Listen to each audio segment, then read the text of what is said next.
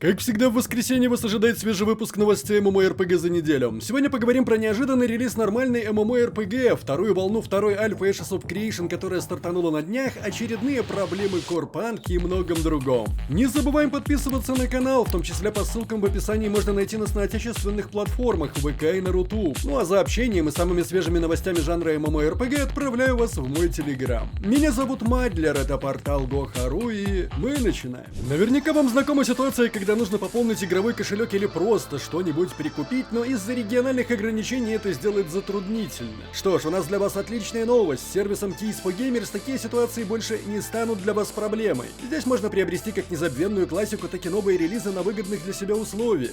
Огромное количество всевозможных предложений для Steam, PlayStation, Xbox, Nintendo и Battle.net, причем игры можно получать как ключами, так и гифтами. Подписки на PlayStation Plus и Xbox Game Pass, покупка игровой валюты, игровых очков, программного обеспечения, и все это с возможностью выбрать наиболее выгодное для себя предложение среди разных продавцов и без проблем с оплатой из наших широт, что немаловажно. Также на Keys for Gamers можно легко и быстро пополнить Steam кошелек с минимальной комиссией по рынку, всего в 3%.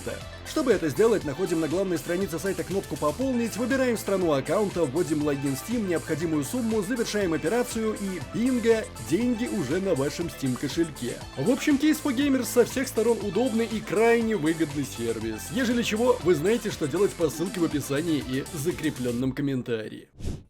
Студия Standing Stone Games опубликовала письмо к игрокам The Lord of the Rings Online, в котором рассказывается о некоторых событиях 2024 года и планах на 2025. В письме разработчики перечислили все, чего удалось добиться с The Lord of the Rings Online в 2024 году, начиная с контента к 17-летию и заканчивая запуском последнего расширения Legacy of Margott. В начале первого квартала 2025 года разработчики планируют открыть новые 64-битные серверы в Европе и США. Новые серверы будут открыты для всех игроков и не будут требовать VIP-статуса для доступа. На форумах ММО в связи с этим уже начались волнения. В начале 2025 года игроки могут ожидать обновления качества жизни, хотя что это значит конкретно, пока не ясно. Кроме того, в первом квартале года появится рейд на 6 боссов, обещанный в Legacy of Margott. Во втором квартале 2025 года появятся новые инстансы рейд, а также состоится празднование 18-й годовщины. Третий и четвертый же кварталы в дорожной карте более туманны. ММО-песочница Star Citizen получила крупное обновление 4.0 Destination Pyro. Игра получила новые технологии, локации, функции и корабли. Нас ждет потрясающая, но коварная новая звездная система, официально заброшенная, однако в ней обитает множество преступников. Pyro предлагает возможности, недоступные где-либо еще в человеческом космосе. Как говорится, исследуйте на свой страх и риск. Издатель и разработчик Astrum Entertainment объявил о старте обновления арбитры времени в MMORPG Lost Ark, с которым в игре продолжит развиваться сюжет. Помимо этого появились новые одиночные рейды на Владыку Тьмы Камена, а также рейд Казероса Экидна. С декабрьским обновлением стартовал новый боевой пропуск. За выполнение заданий и повышение уровня игроки получат ценные награды. Также в игре стартовали временные события, которые помогут быстрее прокачать своего персонажа.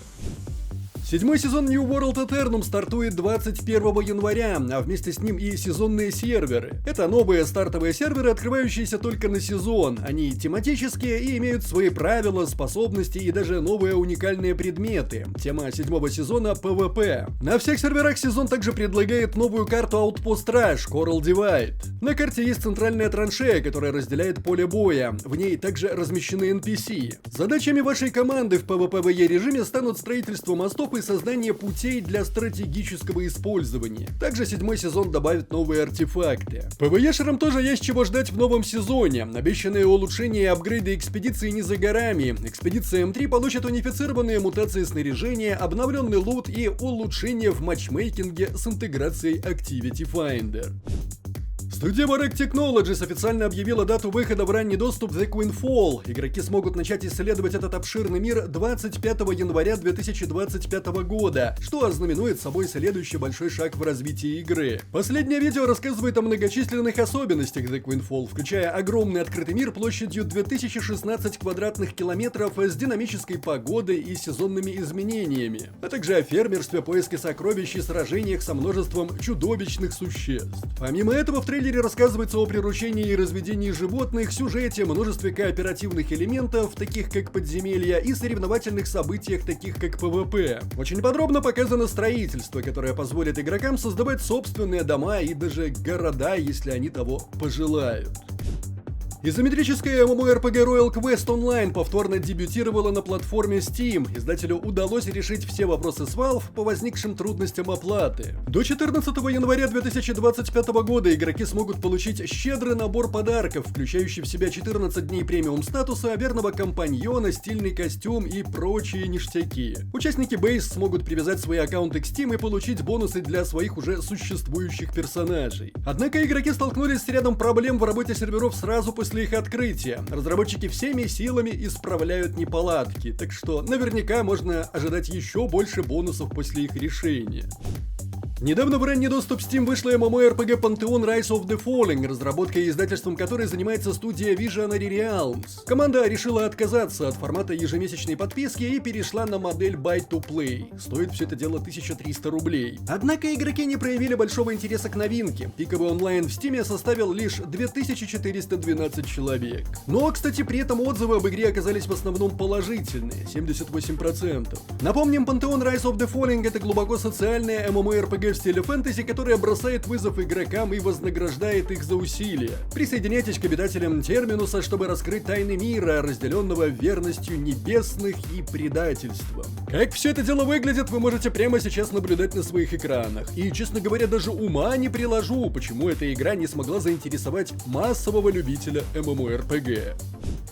Intrepid Studios сообщила о старте второго этапа тестирования Альфа 2 своей MMORPG Ashes of Creation. Разработчики предлагают ознакомиться с механикой эволюции узлов, они же ноды, на которой завязано много всякой социалки в этой MMORPG. В том числе, кстати, осады. Также в наличии пресловутый PvX геймплей, когда PvE и PvP по сути неразрывно связаны друг с другом, и одного без другого практически не бывает. Ремесло, постепенно появляющиеся сюжеты, сопутствующие квесты, осадная техника, новые расы, новый большой данж, магазин игроков, охота за сокровищами и многое-многое другое. Прямо сейчас можно пощупать, отвалив $110. Более же подробно о второй фазе альфа-тестирования можно узнать из нашего нового видео. Вот вам на него подсказка, если пропустили. В MMORPG Core Punk происходит что-то странное, но не сказать, чтобы неожиданное. На протяжении нескольких дней разработчики никак не могут победить проблему серверной инфраструктуры, из-за чего доступ в игру просто невозможен. Да, они пытаются выявить и исправить проблему, но по итогу каждое обновление лишь временно поднимает серверы. Периодически разработчики публикуют в социальных сетях сообщения о ходе работ, но похоже, что до итоговой настройки и стабильной работы еще очень далеко, по крайней мере на момент написания сценария. Стоит отметить, что это вовсе не неожиданная беда, как я уже сказал. О проблемах серверной инфраструктуры было известно еще до выхода игры в ранний доступ, но тогда разработчики как-то справлялись. В Поднебесной состоялся релиз MMORPG World of Jade Dynasty от компании Perfect World, но в отличие от подавляющего большинства ММО из Азии, на этот раз перед нами неожиданно модель распространения с ежемесячной подпиской. Но есть и не очень хорошая новость. Обычными методами, чтобы поиграть в нее, воспользоваться не выйдет. Придется оплачивать примерно 600 рублей в месяц. Как сообщают разработчики во вступительном слове, долгое время среди ММО больше нет свежей крови, а сквозным решением стали кроссплатформенные проекты, которые заполонили рынок.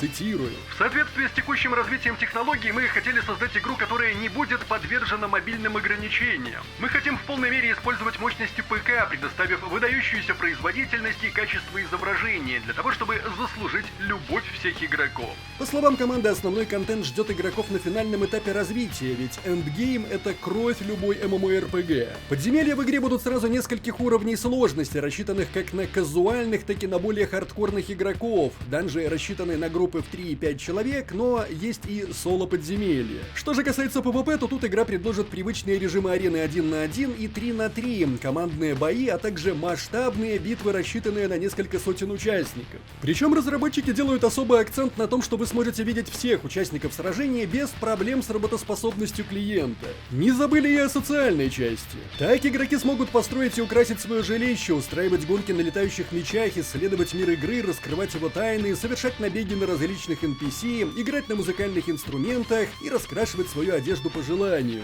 О релизе глобальной версии, к сожалению, информации нет. Остается надеяться, что кто-нибудь из российских издателей ей заинтересуется, потому что, если честно, выглядит очень недурственно.